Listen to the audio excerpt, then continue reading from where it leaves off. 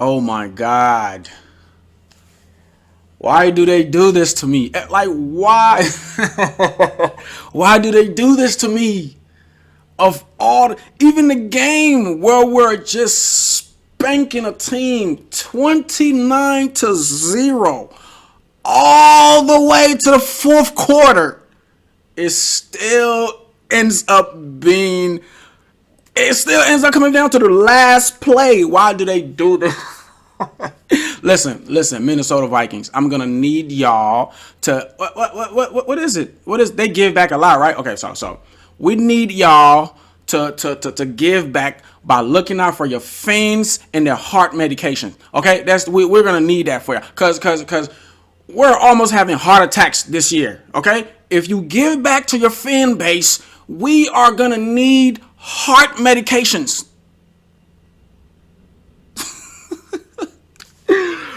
Oh, that was hard. But they got me feeling like Stewie this morning. You know, they got me feeling like Stewie off a Family Guy this morning. Victory is mine!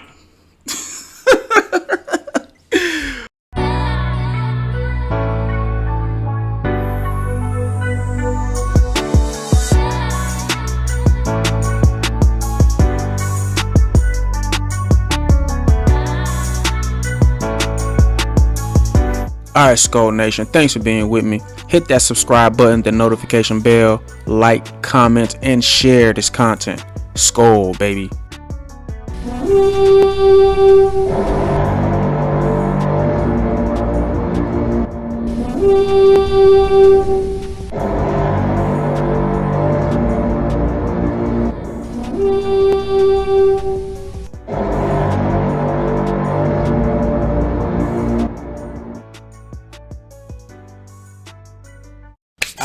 Yes. What is going on, Vikings fans? Welcome to Talk Vikings with me. Victory Friday over here. Usually Victory Monday, but it's Victory Friday. Had a Thursday night game. What a win. Okay, but so excited, man. I mean, like, started the game excited by the end of the first quarter. By halftime, I was like, oh yes, this is. I mean, like, I was sipping beers and drinking wine and eating. I mean, like, game time is like my party time. Like, you know, for some reason, football nerds, that's when they want to party every Sunday when it's game time. We don't really do the clubbing like that. We have fun, but football is our fun. Like, when the game is on, all bets are off. But I'm gonna need some heart medication. I don't have heart problems. I'm just kidding. It's figure of speech. I don't want anybody. We live in a litigious society. I don't want anybody saying, "Oh well, it's there." People assume for the weirdest thing. Just kidding. It was just a figure of speech because, you know, we're holding on every game, even if we're up 29-0. But no, the Vikings is not causing me any kind of health problems. Like, that's gonna stand in anyway. Like, anyway, forget all the craziness. I don't want to talk about all game, okay? Because that team we saw for the first half and the whole third quarter is what we've expected. It's what we've expected, okay? And like I was saying before the game, I should have looked this up. I'm sorry. Oh, what the hell? No chance, no way Najee Harris had over 100 yards. Because we had Michael Pierce, Dalvin Tomlinson, Eric Kendricks, Anthony Barr, all playing. You're not rushing. You're not. That's what we've been missing. And we don't even have Danielle Hunter. And everybody's, fire Zimmer. Please don't get rid of this coach. Now, Zimmer is not perfect. He does have a couple of things he got to work on. But I'd rather a coach who's got the experience, about 30 years worth, who knows football and only, you know, needs one or two things to implement in his, because the times are changing, you know, as compared to these new coaches. No, I won't take a Sean McVay over whatever. Like, McVay got a great team. He got people like Aaron Donald and like what's the kid? My favorite cornerback and all, Jalen Ramsey. My favorite D lineman, my favorite cornerback. He's got some. You know what? Never mind, because there are Pro Bowlers everywhere. Yeah. My point is, Zimmer never had all his players. Like, how can you coach with the players you don't? You wasn't trying to. The coaches can't go out there and play the game. He need the players that he wanted for his program. Now, if those players are hurt, he can't really. He's coaching a team that he didn't really want. Oh my God! Well, I used to coach. You should know better. And da da da. You could see that the Vikings are a well-coached team from that game yesterday. Now, I'm going to talk about the fourth quarter. Like, that's the only part of the game I want to talk about is the fourth quarter, because that's when we had all our blunders. But like Zimmer said, I saw the team in the first half. We all saw the team, what they were. Dalvin Cook ran all, like, Dalvin Cook. It was like Tomlin said, it was like I'm playing a JV team. And this offensive line that's been so horrific. They didn't even have our first round draft pick. This was not the offensive line against like Cleveland. Or maybe they should have did the O-line shuffle earlier. Like, Oli Udoh is not a good left tackle, but he's way better at left tackle than Rashad Hill. So why didn't they figure this out? For like, these games cost us. Like, those little mistakes cost us games, especially that Browns game. I swear to God. We could have beat the Browns by a few points if Kirk had 3 seconds. At least 3 seconds on every play. Every play. Like, oh God. What's the dude from Myles Garrett was in Kirk's face every play. Him and consistency. Hopefully these games, they will learn from these games because they know what it's like to play close games. Oh, I'm sorry, how rude of me. I didn't do this last video. I didn't do this. Well, this is just, I just thought about it. This is see what it says? See what it says? I got it from the Super Bowl. I was at the Super Bowl when we played the Eagles, and I picked up this hat. A couple of Vikings gear. You're not going to see this hat anywhere else. Anyway, you can't even order it. Like, you won't, this is a collector's item. Thank you very much. But, what was I saying? What the hell was I just saying? The line, Udoh, like, I don't understand why they didn't make the adjustments. Oh, whatever, they've made it now. We should be at least 3 games over 500. We should have like the Rams record.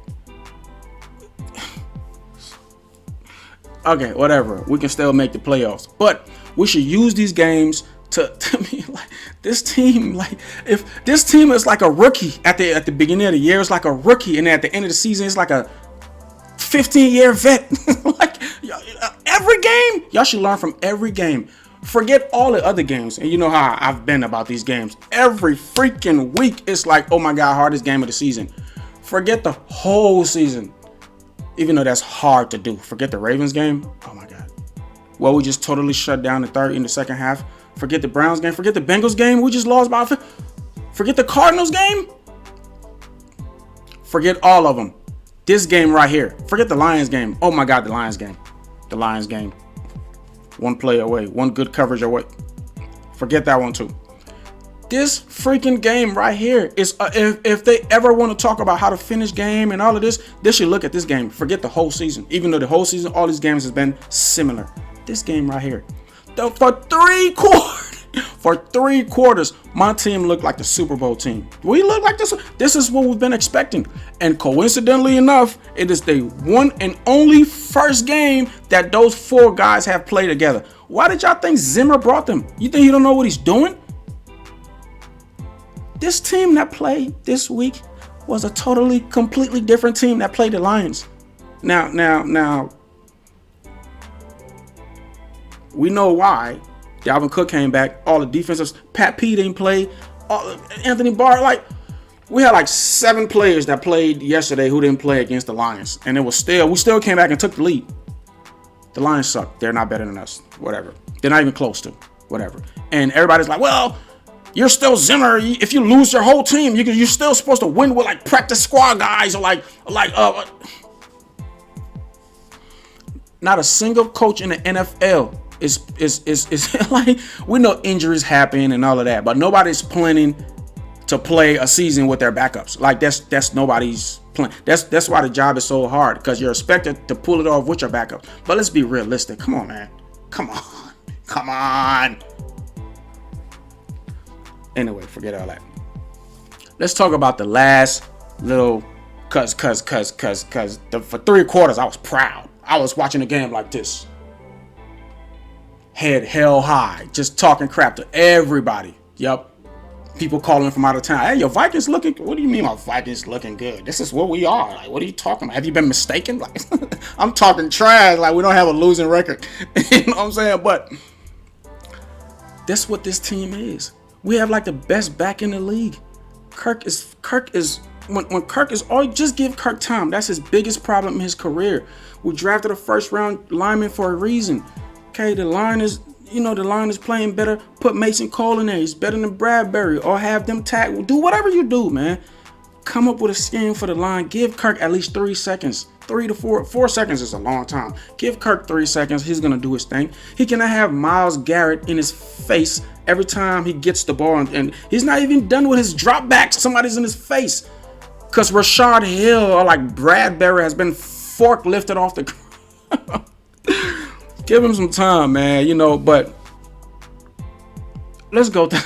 I'll start at the third quarter mark. First of all, like, this started, like, I want y'all to go back and watch the game. This started, it was 29-0. The momentum started, and listen. Big Ben is a Super Bowl, 2-time Super Bowl winning Hall of Fame quarterback. He's going he's going to Canton. We know this. Like, Big Ben, I can just make a whole video on Big Ben. How he's hard to bring down, how he throw perfect spirals, how he got the heart of a champion. How, like, just how he's one of those quarterbacks that make young receivers look good. Just Ben got it all, man. He's got it all. And even at the end of his career, Ben is throwing the ball better than some premier quarterbacks, some young quarterbacks. We know why these dudes got to retire. Same thing with Brett Favre. Brett could throw a perfect spiral even after he retired. It's just those dudes are old. They can't take the beating. Like the first half of the game yesterday. Oh my God, the blitzes.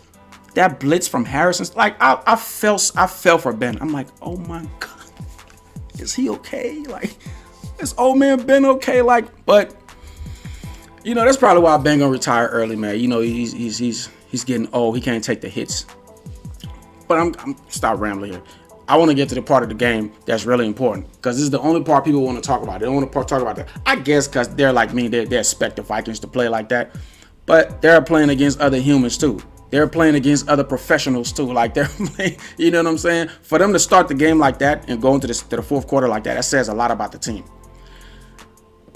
If you were watching the game, the Chris Boyd, first of all, it was second down. It was like second down and like long or whatever, and he made a big play. So it was about to be third and long.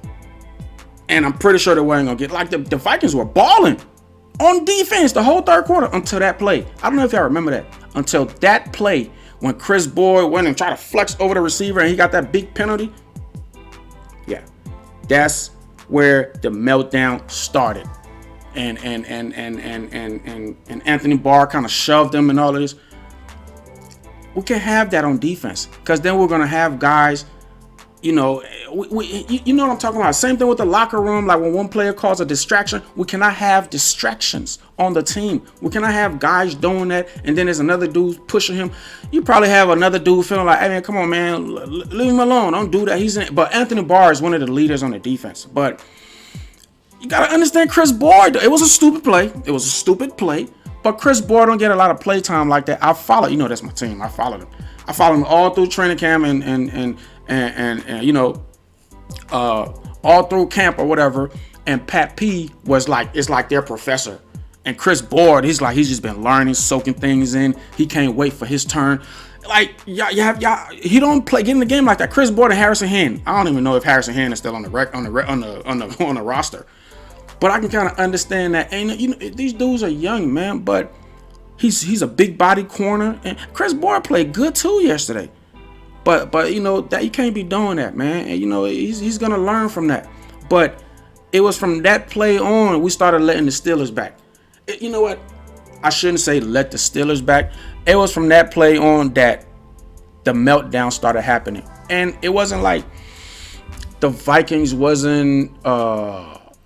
It's not like they weren't focused or whatever, because the things that were happening, All right. For example, there was a couple of catches, just simultaneous catches. They throw the ball up the corner. Chris Boyd was another one. So he had Chris Boyd was, listen, man, I don't know if he's gonna get a lot of play time, but I like Chris Boyd.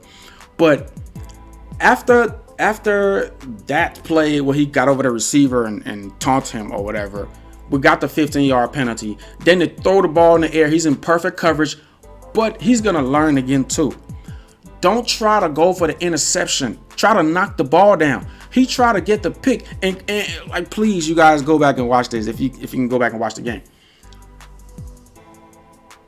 Chris Boyd had more of a possession than the receiver. When they landed, the impact of the ground, because Chris Boyd went up and got the ball over the receiver. He had it in his hand, in his possession. When they hit the ground is when possession shift. I mean, it was just plays like that. And then Dantzler in the end zone. It was third down. It was like 3rd and 9 or whatever, right? They're like at the 20. No, they were like at the 15. It's 3rd and 9. Dantzler, I don't really think it was PI. He did have contact with him, but he wasn't holding him. Like, as a cornerback, that's how you keep your leverage on the receiver, by kind of holding him around the way. Don't hold him, but just kind of like to have leverage to know you're there, because sometimes cornerbacks get burnt. In order for you not to burn, just keep your hand on the hips of the or on the back or whatever. Don't pull them. Don't just keep your hand there to make sure y'all are step. I don't know, maybe the video angle, I didn't see it right. Maybe Dantzler, hell, I don't think it was that big of a deal. The whole fourth quarter, I'm not making any excuses. I think the refs wanted it to be like a close games. They just kept giving the simultaneous catch. There was one over Pat P too. Throw the ball up. The receiver had more of a possession than that one. Pat P had a possession too, but it was a simultaneous catch. They both had their hands on it. So we had a couple of those. Then we had how about the touchdown where Xavier Woods was kind of creeping up a little bit at the receiver instead of him being, listen. That fourth quarter, right? It was a bunch of PIs. It was a bunch of pass interference. It was a bunch of simultaneous catches. It was just mistake. Listen. Zimmer shouldn't even play that whole game. He should just play the fourth quarter for them. He should just play the fourth quarter for them and let them know, listen, this is everything you're not supposed to do. When you're going up in the air and you're in the receiver, have both of them, try to knock the ball. Quit trying to go for the interception. Make a big play. Quit trying to go for the interception. It's not about you. It's about the team. Chris Boyd needs that lesson. It's not about you. It's about the team. You taunting there. Yeah, Phil, you just had a great play, and that would have made it 3rd and long for Big Ben. There was another pass. There was a pass interference on Breeland. Listen, there were like 5 pass interference. There was a couple of pass interference on Cam Dantzler. There was one on Breeland. There was one on just pass interference everywhere. Simultaneous catches everywhere. It was like a different team in a different game. For 3 quarters, we played clean football. No stupid penalties. No. I mean, just perfect. Dudes are knocking the ball down. Dudes are playing. And then another thing, why does Zimmer wants to play comfortable? This is the second game he's doing it in a row. He stopped blitzing. He stopped everything else and just started backing up and playing soft coverage. I don't know why he does that. I don't know why. For some reason, the fourth quarter is the quarter to do. I don't know, man. Maybe he has his reasons, but for 3 quarters, we played perfect football. And then all of a sudden, there was another play. It was another play. I mean, this was the one I couldn't believe. Okay, it's 3rd down.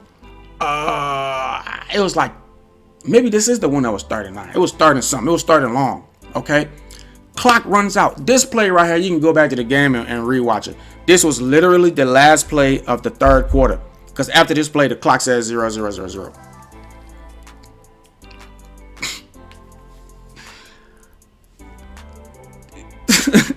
I don't even know how do you do. It's 3rd down and long.